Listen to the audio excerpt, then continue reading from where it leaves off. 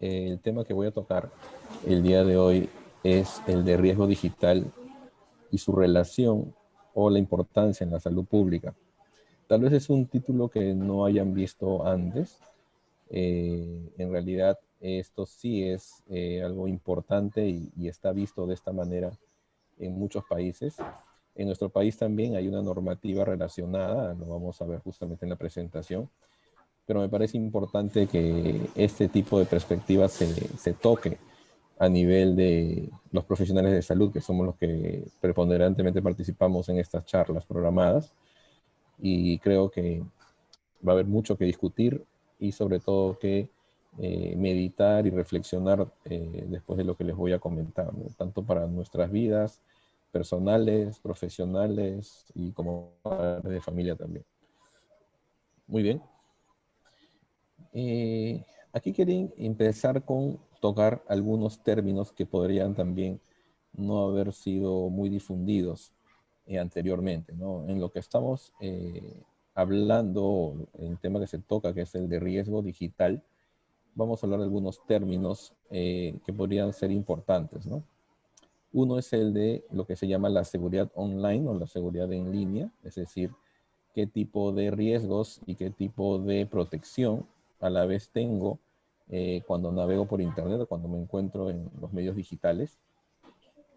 En segundo lugar, el concepto de civismo digital, que es el de, digamos, el comportamiento que uno percibe, pero también el comportamiento que uno tiene dentro de los ámbitos digitales, tanto en, digamos, usos virtuales, de educación, de profesionales y también personales en general, ¿no? Entonces, el civismo digital es algo que también se puede medir y de hecho, gran parte de mi ponencia va a tener que ver con un estudio grande que incluye Perú y que está relacionado al estudio del civismo digital.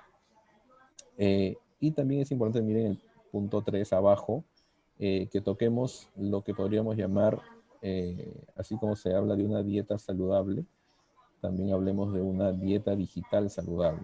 Es decir, qué estamos consumiendo a nivel digital y qué están consumiendo nuestros hijos, los menores de edad, qué están consumiendo nuestros pacientes a nivel digital. Y finalmente, dos conceptos también relativamente nuevos, inclusive la OMS digamos, ha puesto en la mesa los términos de infodemia y malinformación, mucho más relevantes ahora por el entorno de la pandemia del COVID. Y lo vamos a ver también un poco de qué se trata. Vamos a ver qué se trata y qué importancia tiene. Entonces, para darles el espectro grande directamente, ya sin mucho preámbulo, lo que estamos viendo es una lista de riesgos digitales y riesgos asociados a los riesgos digitales, que es bastante extensa. Esta lista, evidentemente, ya está identificada y, digamos, descrita como probables riesgos a nivel del uso de medios digitales para personas adultas y para niños. Entonces voy a hacer una lectura rápida. Hay un tema de acceso a imágenes o videos pornográficos a los que podrían estar expuestos las personas o los menores en este caso. Acceso a imágenes o videos violentos. Hay una exposición probable a manipulación por ideas de tipo extremista. Inclusive la inducción a actividad terrorista podría darse a nivel digital.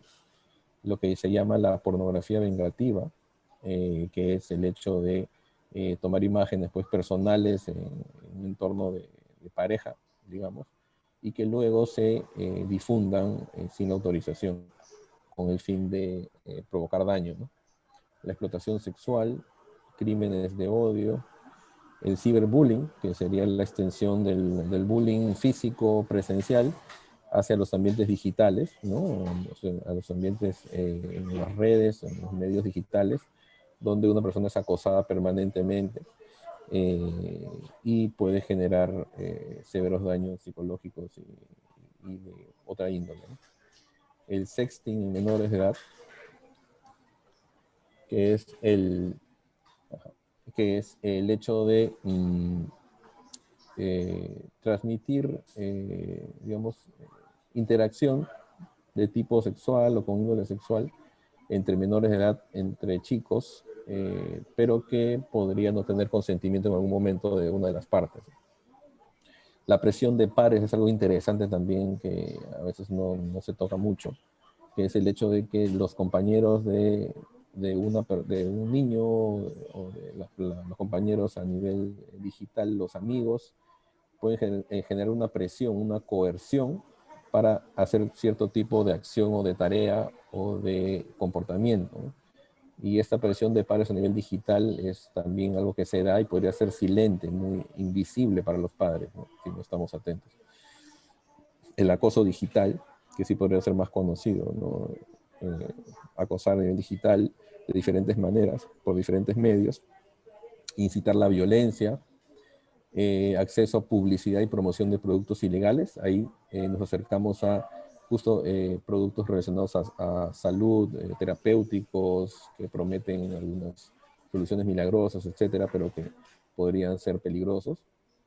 El hablar con extraños a través de redes sociales, hablar con extraños a través de avatares, que son como las identificaciones que tenemos en algunos medios digitales, como el gaming, por ejemplo, los juegos, que juegan mucho ahora los chicos en línea. Ellos se identifican no con su nombre real, sino con un avatar, con un personaje, pero también hay ahí interacción, podría haber interacción. Organización de actos criminales, estímulo al suicidio, que han habido casos reales, lamentablemente, en el mundo, eh, que han terminado en suicidio por haber sido una suerte de coerción a nivel digital, y también consecuencias de ciberbullying. Adicción a videojuegos, gasto de dinero online, apuestas, la desinformación y malinformación, el tiempo frente a las pantallas, que también nos preocupa, e inclusive el sedentarismo, ¿no? El hecho de estar mucho tiempo sin movimiento por estar pegado a una pantalla o a un tipo de información digital. Entonces, ¿consideran ustedes que todo esto tiene algo que ver con salud? Creo que es fácil de responder, ¿no? Aquí quiero ya más rápidamente presentarles un cuadro de clasificación de los riesgos que hay a nivel digital. Se clasifican en general en riesgos de tipo intrusivo, riesgos de tipo de comportamiento o por comportamiento, que son el otro grupo que está en celeste, los riesgos relacionados a la salud sexual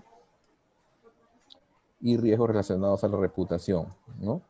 En general, los de tipo intrusivo son de contacto y por medio de mensajes. Los riesgos por comportamiento son por trato, por acoso, por agresiones, microagresiones, bullying. Los riesgos a la salud sexual son los que yo un poco he descrito, el sexting, chantaje, pornografía vengativa, etc. Y los riesgos a la reputación, que tal vez no he tocado en el anterior listado, pero la publicación, por ejemplo, de información personal sin consentimiento, llamado doxing, es algo que se puede dar también, ¿no?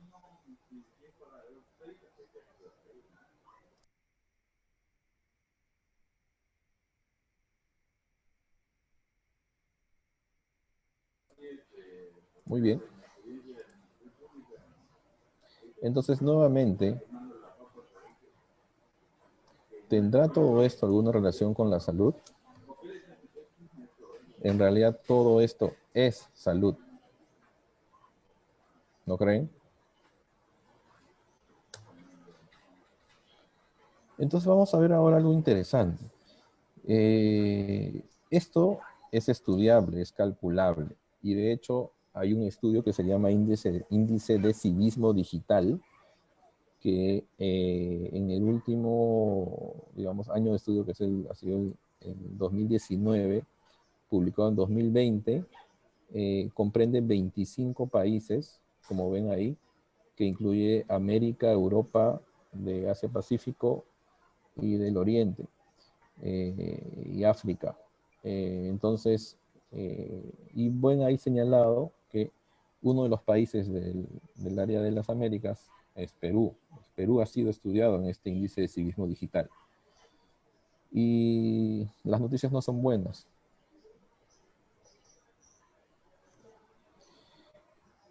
Lo que están viendo es justamente los resultados de este estudio de civismo digital. Eh, eh, Estos países que ven, Estados Unidos, Reino Unido, Holanda, Alemania y Malasia, son los países que han tenido menor índice de daño, riesgo o agresión a nivel digital. ¿Correcto? Y los que están viendo ahora, que están en naranja, son los países que lamentablemente tienen el mayor índice de riesgo, daño y agresión a nivel digital. Y entre esos países, dentro de esos 25 países y los 5 más afectados por esta problemática, está Perú. Está Perú, está Colombia, está Sudáfrica, Vietnam y Rusia. A la derecha ven unos índices también anuales, ¿no? En 2016 ha habido un 65% de relación a daño a nivel digital en el índice global de lo estudiado. En 2017 llegó un 68%. En 2018 se identificó un 66% en este estudio, en global a los 25 países.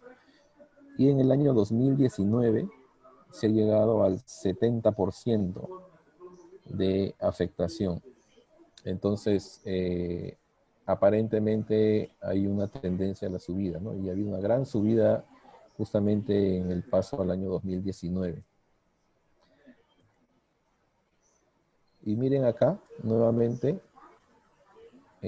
van a ver abajo los 25 países, perdón, abajo están enlistados los 25 países y este gráfico de barras nos muestra la evolución del año 2018 al 2019. Y también nos muestra, pues, al lado derecho, los países con mayor riesgo y al lado izquierdo, los países con menor riesgo. A mayor valor porcentual, tenemos mayor riesgo.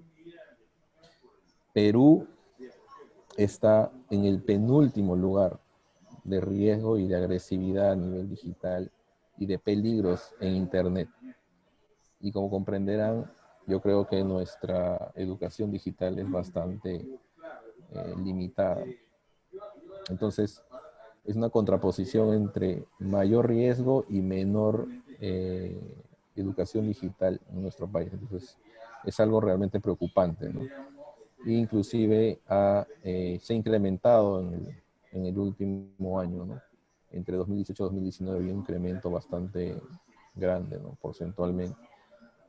El país que está más a la derecha, digamos, el primer lugar en riesgo está, bueno, clasificado Sudáfrica en general. Pero el penúltimo es Perú.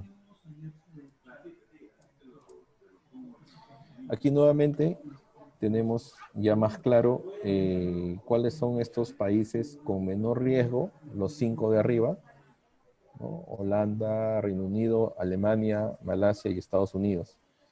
Y los países con mayor riesgo, los 5 top más riesgosos a nivel digital, con más agresividad, entre ellos Perú, con un 81% de índice.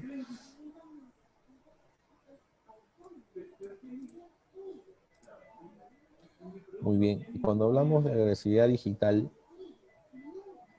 estamos hablando de qué temas o qué aspectos son los que más se atacan y más digamos, agresividad generan en este tipo de daño. Con un 31% está el aspecto físico. El aspecto físico es algo que genera mucho, digamos, origen para, mucho insumo para la agresividad a nivel digital. En segundo lugar, la discusión de tipo político o las tendencias políticas o las opiniones políticas. Luego tenemos discusiones o agresión respecto a la orientación sexual, un 26% relacionado a religión y un 25% relacionado a raza.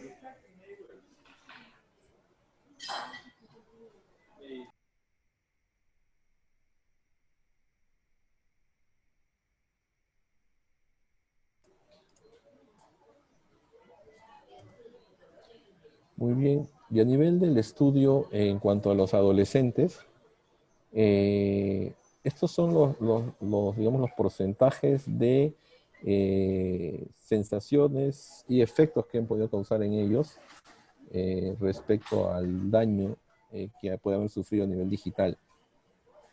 En lo que se llama experimentar riesgo, es decir, tener conciencia de riesgo o de probable peligro, hay un 66% que manifiesta esta sensación. Que consideren que es una afección moderada o grave, lo que sufren o lo que están sufriendo es un 70%, es muy elevado. Que haya preocupación por ser expuestos a otro evento similar es un 66%. El hecho de que hayan sido afectados, o que pueden haber sido afectados de alguna manera, es un 77%, y el porcentaje que ha pedido ayuda es un 48%. Es elevado en realidad, pero tendríamos un 52% que nunca pidió ayuda. Y esto es muy peligroso. ¿Entre qué medios podríamos considerar que se encuentra más agresión o más riesgo digital? El 66% están las redes sociales, servicios que comparten datos un 27%, foros de discusión un 24%, en redes sociales anónimas un 23%, y en servicios de gaming un 20%.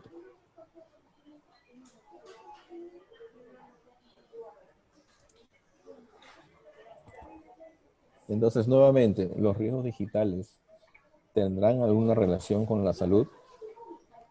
En realidad, muchos o casi todos son salud, son problemas de salud, y son problemas de salud pública serios que no estamos mirando.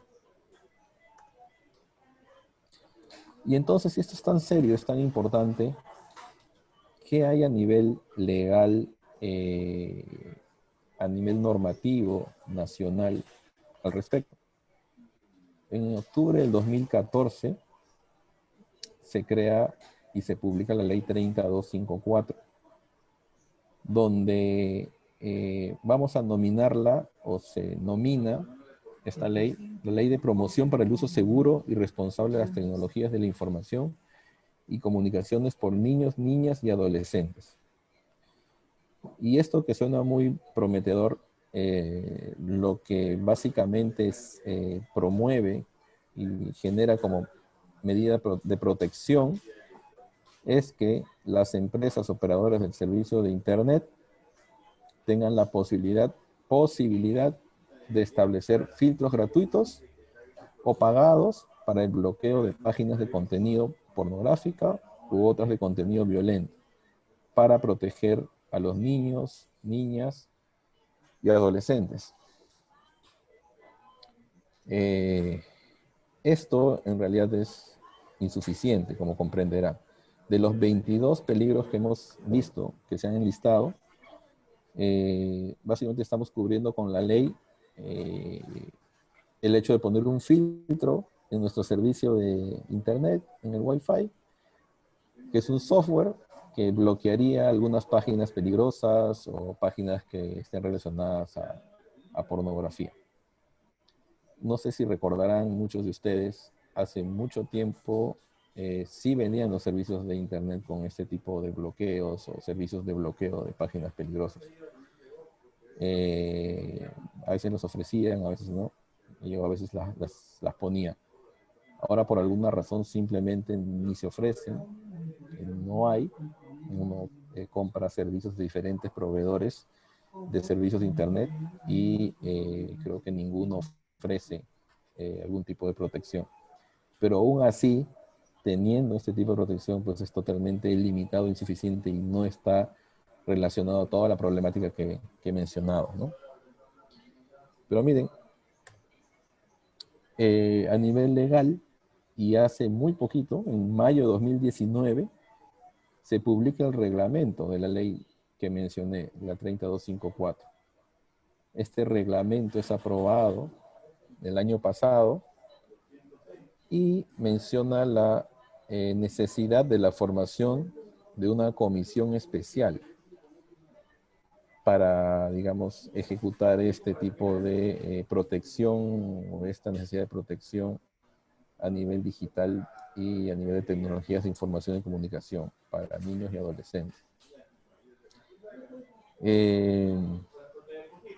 Miren acá en la lista, esta comisión especial mencionan debería tener estos miembros, representantes de estas carteras ministeriales, sumando a sector privado y sociedad civil. Y no está el área de salud, no está Ministerio de Salud, no está de Salud, básicamente son otras instancias, ¿no? Y además se replica el concepto de que se deben establecer filtros gratuitos u onerosos para el bloqueo de páginas de contenido pornográfico u otros de contenido violento. Y esto se menciona en varios acápites del reglamento. Y bueno, esto es lo que constituye el reglamento de la ley de protección. Y bueno, de la promoción del uso seguro y responsable de medios digitales. Entonces, como comprenderán, estamos todavía muy limitados en ese aspecto. Y lo que más me preocupa es que, si bien ya he mencionado repetidas oportunidades hace un momento, que mucho tiene que ver con salud, pues no hay ningún tipo de representación por la parte de el Ministerio de Salud o relacionados en este aspecto. Entonces, en la segunda parte de la ponencia, vamos a hablar directamente, tal vez más dirigido, el tema de riesgo digital y salud pública en nuestra realidad actual.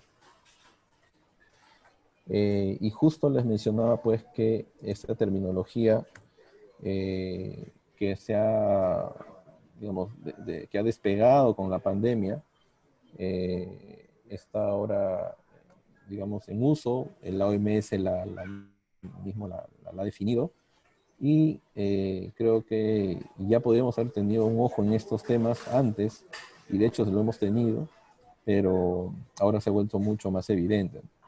La OMS habla de la infodemia.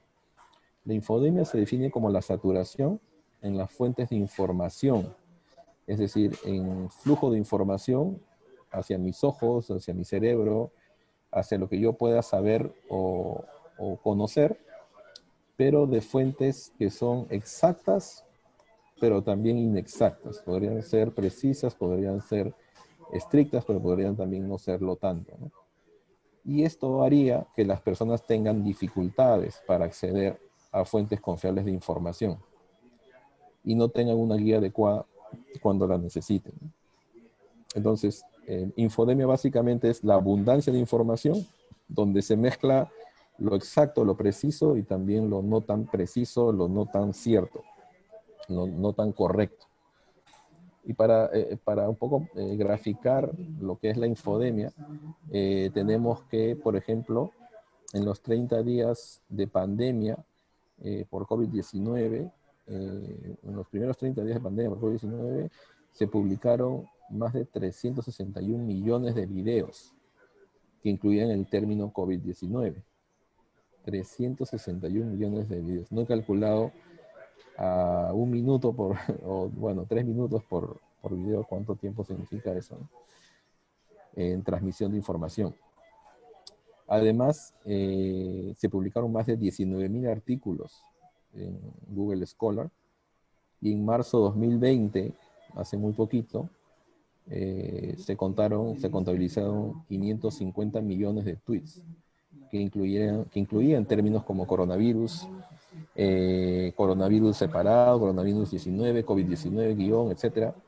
Pero todo esto sumaba 550 millones de tweets. Entonces, de hecho, no sé si ustedes utilizan tweets todos o algunos, pero mucha gente consume información a través de Twitter.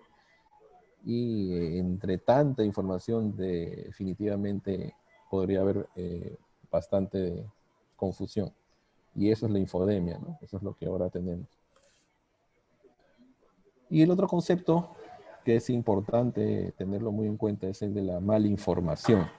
La malinformación es la información falsa o inexacta, pero de forma deliberada, que se utiliza para engañar. Ya este sí tiene toda la dirección de ser deliberadamente falsa para engañar. Entonces, podríamos afirmar, como dice la derecha, que la malinformación, dentro del contexto de una pandemia, puede afectar directamente en la salud humana. No es indirecta, es directa ya la afectación dentro de un contexto de pandemia. Entonces, la infodemia nos puede llevar fácilmente, y de hecho es el insumo para la malinformación. Es como el germen para que aparezca la malinformación. Esa es la relación que podríamos plasmar.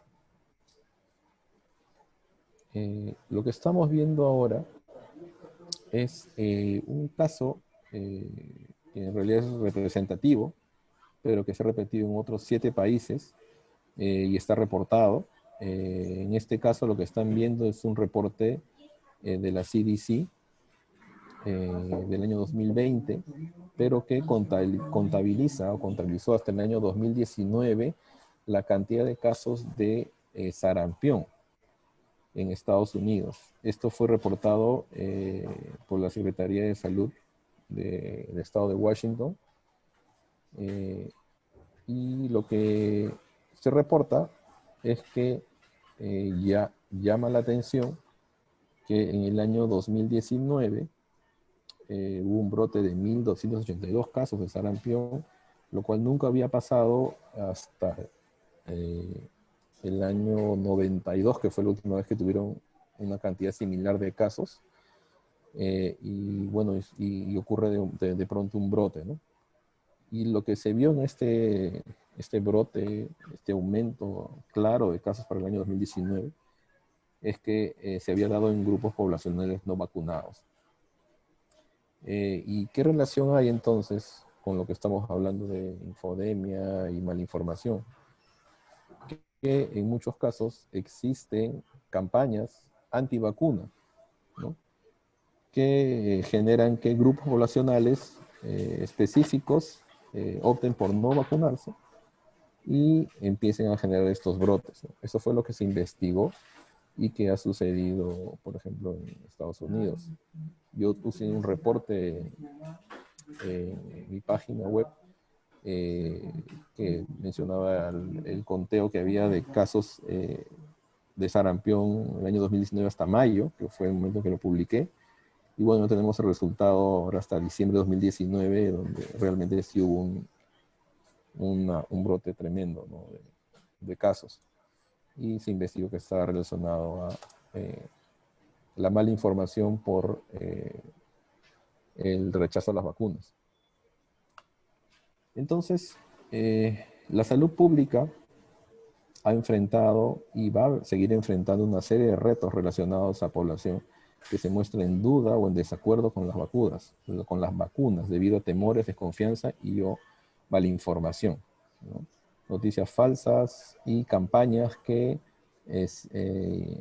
invitan a o invitan a no vacunarse, pero indican que hay riesgos que no conocemos o hay más perjuicio que beneficio, etcétera, y que se dan de forma muy organizada en muchos países desarrollados, imagínense. Entonces, ¿en qué situación podríamos estar nosotros en este momento en el que se viene muy pronto una ola de campañas de vacunación por el COVID, ¿no? esto que les estoy mencionando es previo al COVID. Entonces, esta vacunación masiva va a generar algunas situaciones que creo que tenemos que tener en cuenta y tener muy claras. Entonces, también acá ven que el incremento cada vez mayor de los medios digitales sobre las decisiones personales en cuanto a la salud y que además están promoviendo información falsa es ya alarmante, ¿no?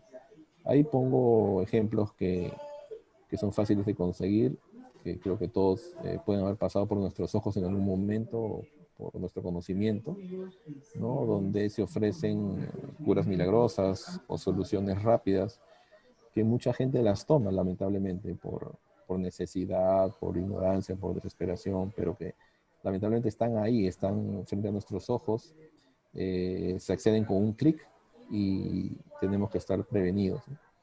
Por ello.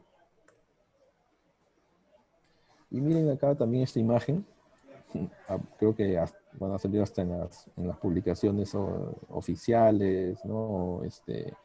Twitter oficiales, medios digitales, periódicos, radio, perdón, periódicos o medios digitales en general. Ya creo ustedes en algún momento han visto estas comunicaciones que resultaron ser falsas, ¿no?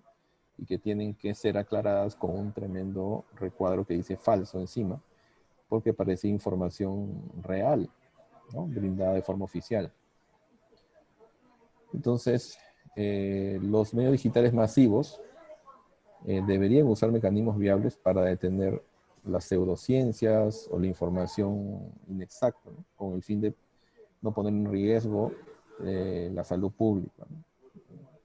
Y eso también es algo que tenemos que tener muy claro, ¿no? Y seguirán apareciendo estas imágenes y estas aclaraciones, pero ¿qué va a pasar cuando algo así se difunda, pero sea mucho más caótico la consecuencia de una comunicación así? Entonces, ¿qué estamos haciendo al respecto? ¿Cómo estamos previniendo una respuesta mucho más grave a una comunicación falsa, ¿no? Si todo se solucionara solamente con un recuadro, un letrero encima que dice falso, y se detiene el avance de la mala información, sería bueno, pero nada nos asegura que eso pase en un caso más adelante más grave o más peligroso.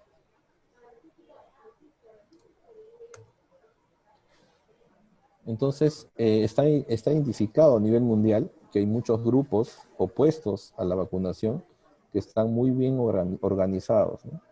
Que inclusive han llegado a proferir amenazas y atacado a promotores de salud, ¿no? Por la malinformación o bueno, o ya en este caso ya las políticas que manejan, las filosofías que un poco profesan, ¿no? Pero al margen del origen es que tenemos estas amenazas a la salud pública que ya han ocurrido y que en cualquier momento pueden germinar y crecer en nuestro país, ¿no?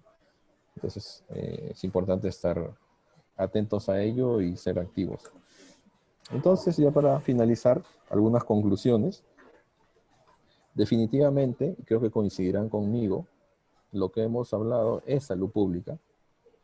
Y como médicos, como profesionales de salud, es nuestra misión proteger y protegernos de los riesgos en línea, incluido el abuso, la explotación, el acoso cibernético, la exposición a información falsa, que pone en riesgo nuestra salud física y mental.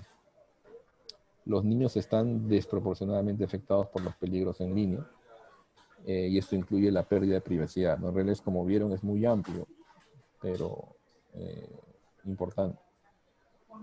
Más conclusiones, esta brecha digital generacional que hay y siempre va a haber entre padres e hijos debe ser equilibrada con políticas claras acerca de la lucha contra los riesgos digitales para nuestra población, ¿no? Hay formas de mitigar estos riesgos, hay formas de mitigar, acortar esta brecha digital entre padres e hijos para que cada vez podamos conocer más de qué es lo que ellos consumen, qué es lo que ellos hacen a nivel virtual y los pone en riesgo, y cómo podemos cuidarlos más y cómo podemos cuidarnos más a nosotros mismos también. ¿no? Entonces, ahí una siguiente conclusión es que la alfabetización digital desde la escuela es algo importante que deberíamos considerar, ¿no? No lo he escuchado, la verdad.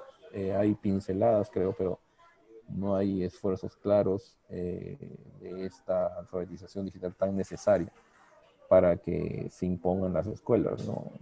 Así como llegó en algún momento, en algún año X pasado, la importancia que tenía el que todos los niños puedan acceder a una computadora o la mayoría pueda tener educación en cuanto a lo que es el uso de la computadora, los sistemas informáticos, los sistemas operativos, etcétera. Eso era hace muchos años, bueno, en mis tiempos en el colegio, bueno, se veía esa importancia, ahora parece natural que haya computadoras, de hecho que hay una sala de cómputo, pero nadie habla de lo que está amarrado a eso, o debería estar ligado a eso, que es la alfabetización digital, de que me dan la máquina, me dan internet, pero cómo lo utilizo y cómo me cuido y cómo soy cuidado, ¿no? Entonces, también podría crearse modelos de uso digital que protejan a nuestros menores frente a esas amenazas de forma concreta, ¿no? Hay modelos que ya se han planteado que se podrían eh, tener para nuestro país.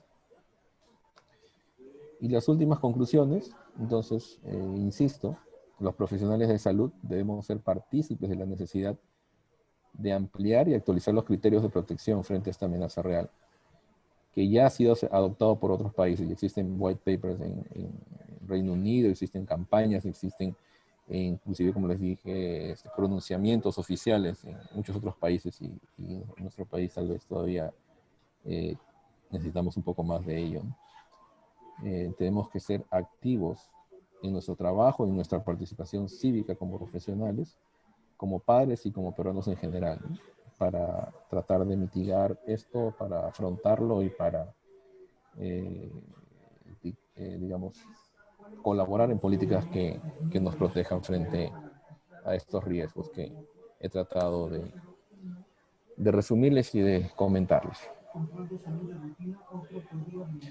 Y eso es todo. Les agradezco mucho la atención. No sé si podrían haber preguntas o consultas. Con todo gusto. Gracias por su atención. Perfecto, doctor Bartolo. A toda la audiencia, si tuviesen preguntas, por favor, a través de la caja del chat, redáctenlo ahí y vamos a leerlas para que nuestro expositor pueda resolver estas dudas.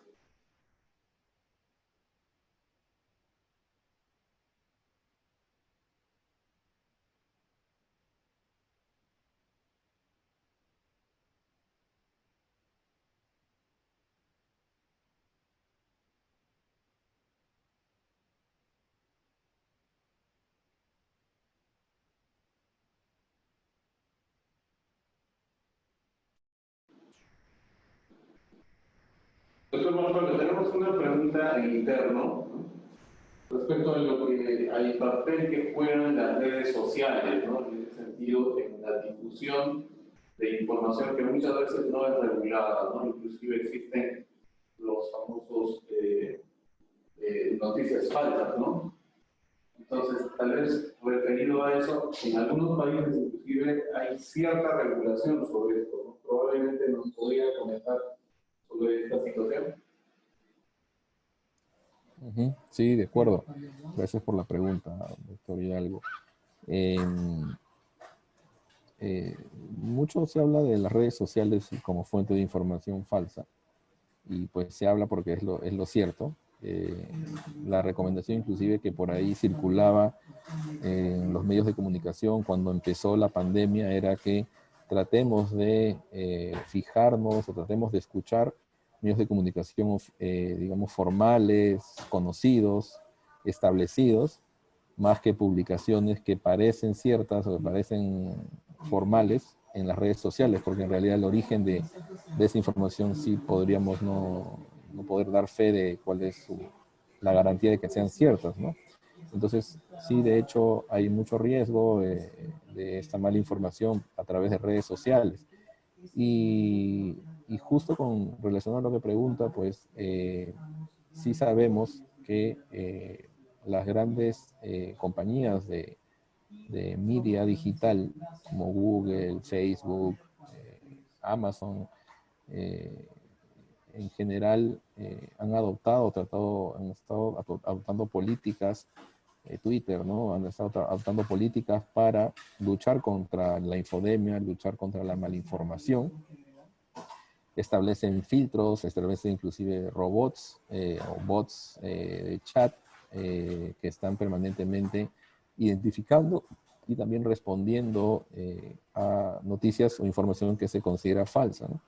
En algún momento se publicó también que una afirmación del presidente de Estados Unidos, Donald Trump, había sido censurada por Twitter porque la consideraban información falsa o no exacta.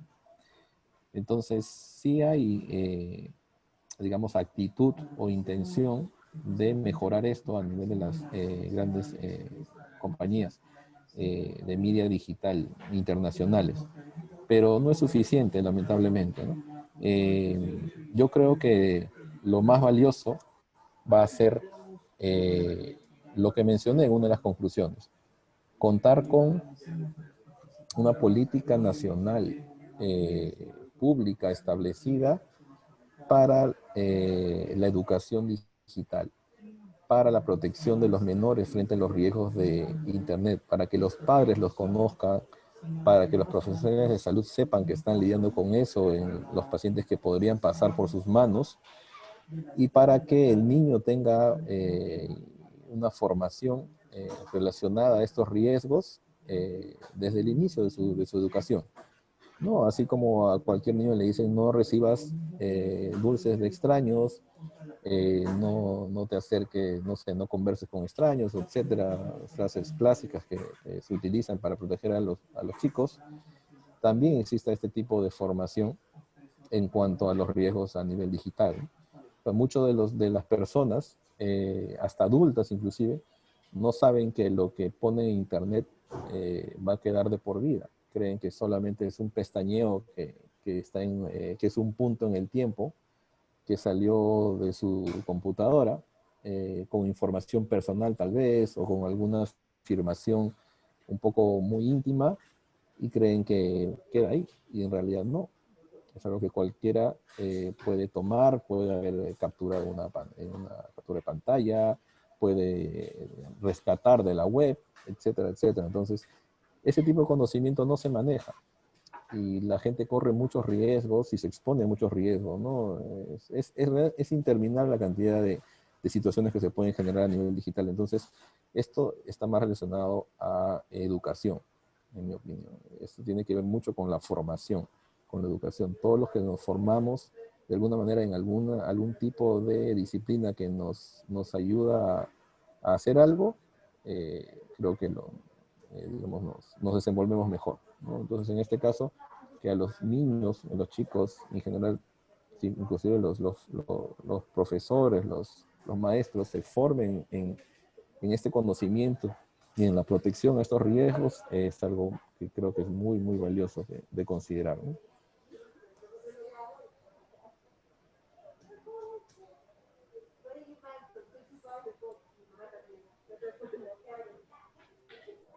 Perfecto, Víctor Bartolo. Tenemos una pregunta aquí, la vamos a pasar a leer.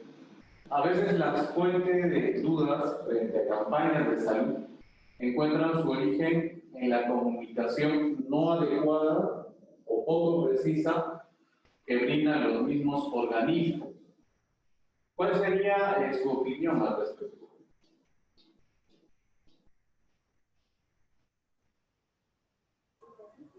Muy buena la pregunta, muy interesante además. En realidad, ahí yo creo que no la asociaría mucho al tema que nos convoca, en el cual hablamos de abundancia de información, confusión y hablamos de malintención. En el caso de la pregunta, creo que estamos hablando de imprecisión en las comunicaciones que brindan las propias instituciones, ¿no? Y que de hecho no dejo de dar fe de que eso ocurre en muchas instituciones, y lo he visto directamente, se confían a veces en personas A, la información que se va a difundir para campañas de salud, y esta persona A muchas veces está ligada tal vez a disciplinas relacionadas a diseño gráfico, comunicaciones, y no necesariamente ligadas a salud. No son profesionales de salud, no es personal de salud, no es un médico, no es una enfermera, no es un tecnólogo el que podría asesorar este insumo, esta información que se va a difundir. Y lo que tenemos son ese tipo de imprecisiones que nos mencionan en la pregunta, ¿no? Encontramos flyers, encontramos infografías muy vistosas, muy bien hechas tal vez, con muy buen diseño, pero con un trasfondo bastante impreciso y que crea confusión en la población, porque no tienen la mirada médica o la mirada sanitaria, ¿no? Entonces creo que eso es lo que sucede, y es muy buena la pregunta porque, bueno, tocamos algo que está un poco a un costado de lo que hemos estado hablando, pero que también se da, y de hecho lo veo, lo palpo, y creo que también es importante prevenirlo, ¿no? Tenemos que involucrarnos nuevamente, ¿no? Yo siempre hablo en mis ponencias, en otros temas también hablo de involucramiento, porque el personal sanitario tiene una visión que es muy propia y es la pertinente para temas de salud pública, definitivamente. No hay otra. Entonces, tiene que estar ahí. No es que tenga que ser el eje necesariamente, tal vez, aunque debería, pero por lo menos debería tener una participación directa, activa, y no ser ajeno, ¿no? Tanto en campañas como en información de difusión.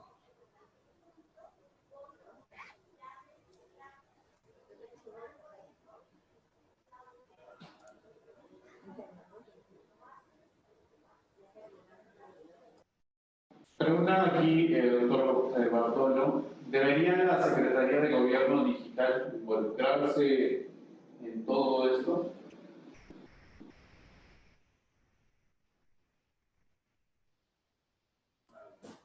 ¿Entendí?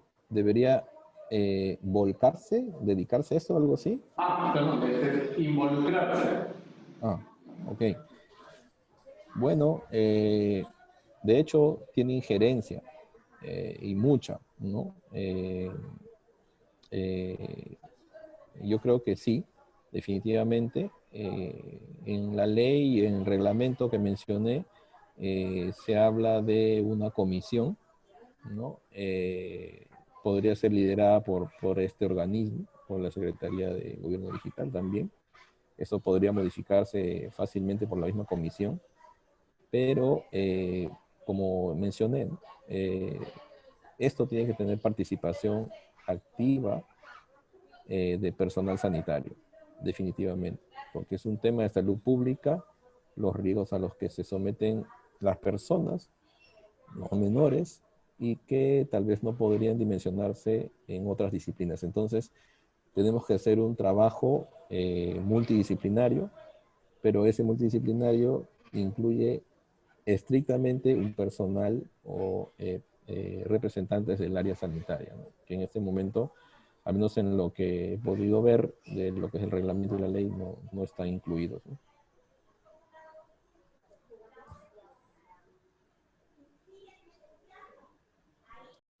De acuerdo, doctor Bartolo.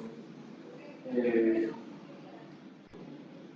Tenemos una última pregunta, esta ya sería la última pregunta.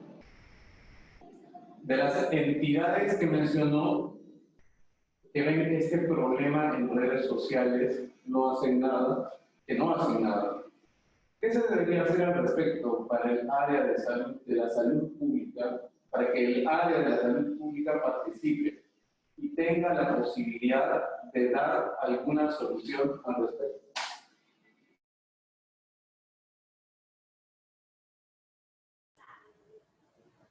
Muy bien.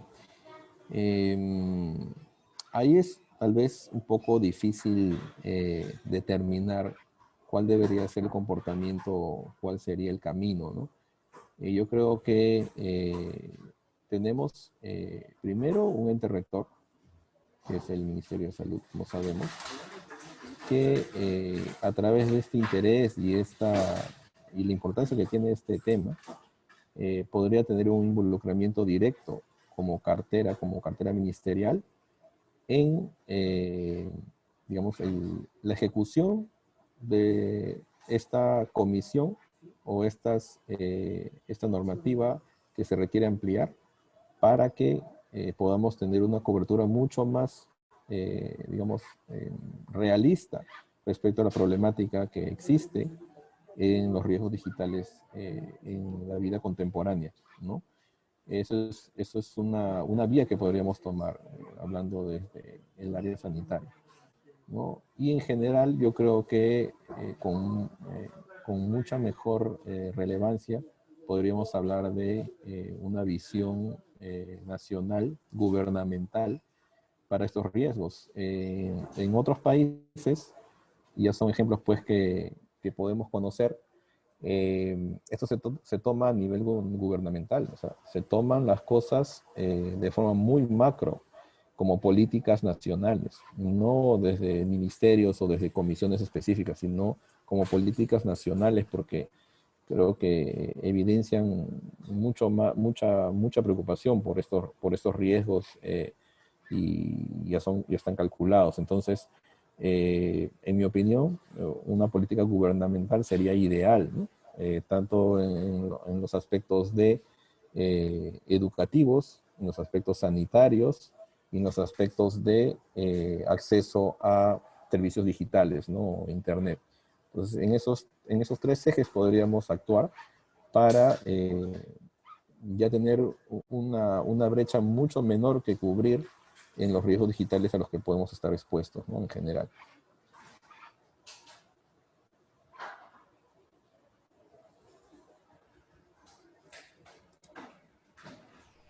Perfecto, doctor Bartolo. Bueno, no tenemos más preguntas, entonces con ello cerramos la ronda de preguntas. Vamos a darle pase al doctor César Polo para que dé algunas palabras. Doctor Polo, lo escuchamos. Sí, gracias, doctor William. Un tema muy interesante, muy importante. Como vuelvo a repetir, los dos avances han sido categóricos, el avance virtual, el avance de telesalud y telemedicina, y la salud ocupacional. Si antes estábamos sentados en una computadora y teníamos problemas cervicales, teníamos problemas, ¿no?, osteomusculares, producto de estar sentados, eso ha acrecentado más. Se ha acrecentado más esos tipos de problemas, estar tanto tiempo, ¿no?, frente a un aparato. Y eso conlleva pues a muchas cosas, ¿no? A mis alumnos de clínica, o sea, cuando estamos en clases, les pido que después de una hora pues se levanten, caminen un poco, o que hagan ejercicios del cuello para evitar todos esos problemas que conllevan al estar mucho tiempo. Ahora tú nos hablas de otro problema más, Juan, que es muy interesante. El avance, la civilización conlleva también avance de ciertas enfermedades o patologías que van a condicionar ese avance. Y tenemos que estar, los trabajadores de salud, llámese los profesionales de salud, tanto médicos como personal que apoya a la salud, deben estar proclives a poder apoyar en este campo. Es bueno entender todos esos avances, pero también es bueno ocupar el puesto que nos corresponde para poder hacer las actividades preventivas para evitar esto. Muy excelente tu ponencia, como siempre, Juan. Antes de agradecerte, quisiera darle unos saludos a los que se han enlazado, a cada uno de los que se han hecho este enlace.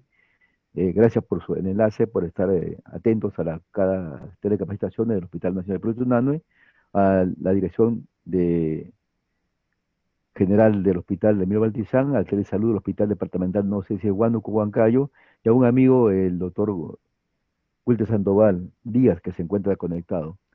Eh, y a ti, Juan, un abrazo virtual, gracias por tu apoyo y sé que siempre estás predispuesto a poder estar atento a todo esto tipo de cuando conversamos siempre y hacer lo que tú sabes, ¿no? Exponer todos tus conocimientos en el campo de la salud, de telesalud. Un fuerte abrazo, Juan, y y nos estaremos comunicando. Muchas gracias, gracias por sus palabras. Gracias por la invitación y bueno, por la atención a todos. Gracias, doctor William, también. Perfecto, listo. Muchas gracias a usted, doctor Bartolo. Agradecemos también a la audiencia. y los invitamos a seguir participando de este tipo de actividades que se llevan a cabo de manera semanal. Para que puedan enterarse sobre los diferentes temas, los invitamos a revisar las redes sociales del Hospital Nacional y Provincial. Dicho esto, damos por concluida la actividad del día de hoy, nos despedimos. Hasta luego, buenas tardes.